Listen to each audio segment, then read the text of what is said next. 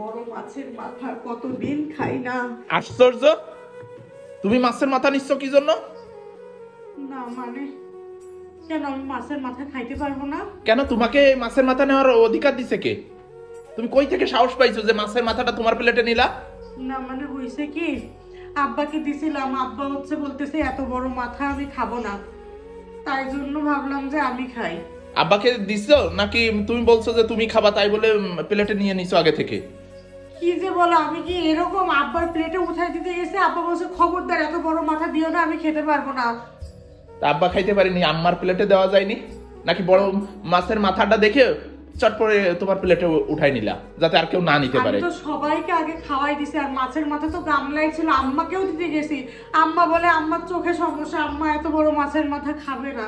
আর তোমারও খাওয়া হয়ে গেছে, এই জন্যই তো আমি আমার প্লেটে নিছি। আমি পরে খাইতাম, তুমি আমাকে বলতে। আচ্ছা আচ্ছা, আমি উঠাই রাখতেছি, আমার অনেক বড় ভুল হয়েছে। তোমাকে উঠাইতে বলছি আমি? আসলে হয়েছে কি, মানে এত বড় মাছের মাথা বাপের বাড়ি বসে খাইছি, শ্বশুর বাড়ি আসার পরের থেকে তো আসলে এত বড় মাথা কখনো খাইনি, এজন্য আজকে যখন কেউ খাবে না ভাবলাম আমি খাই।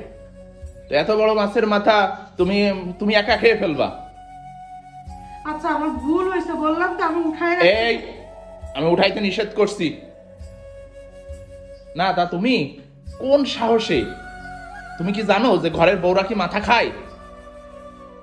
আসলে তো আমি কখনো খাই না, তো আজকে তো তোমরা কেউ খাওনি, এজন্য শুধু দেখো। আর আজকে কেউ কোনো মাছও নেই, শুধু মাথাটাই আছে, সব মাছ তো তোমরা সবাই খেয়ে ফেলছো। আমি সারা জীবন দেখে আসছি ঘরের বউরা হচ্ছে হয় কানসা খাবে, লেজ খাবে, এগুলা খাবে।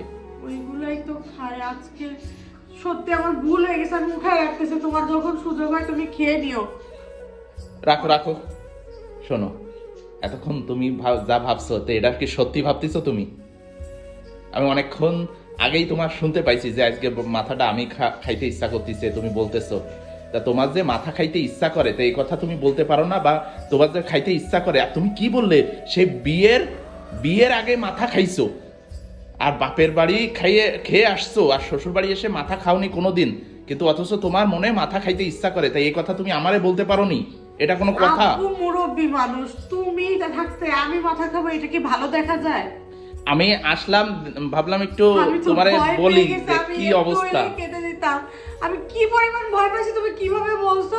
আসলে কোনো মাছ নাই, তোমরা সবাই মাছ খেয়ে গেছো, এখন মাথায় আছে, আমি ভাবছি যে এটা আমি খেয়ে ফেলি।